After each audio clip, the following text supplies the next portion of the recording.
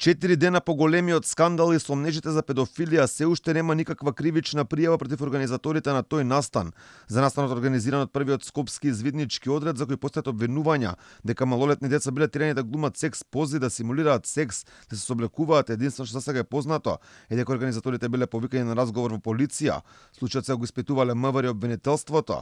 Дека можеби е потребна кривична одговорност за овој настан, смета и претседателот на првата детска амбасада Медјаши, Драги Змијанац. Дали излегло од контрола или било по план и програма, треба јавното обвинителство да истражи. Ако треба и кривична одговорност да се побара, нема амнестирање од одговорноста ако ова се случило. Уште поголема дамка на целиот овој случај фрла фактот дека истиот бил финансиран со пари на граѓаните, односно средства на градот Скопје. Вториот човек на ВМРО ДПМ Александар Николовски, повикан одговорност од градоначалникот Шилегов, велејќи дека градот можел да ги побара парите назад ако навистина градската администрација не стои за овој настан. Да каже зошто давал пари на здруженија, на извидници, кои што ги сквернаваат нашите деца, кои што им ги уништуваат животите.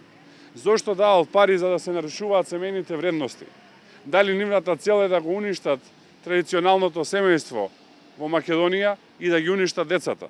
До денес не даде релевантен одговор.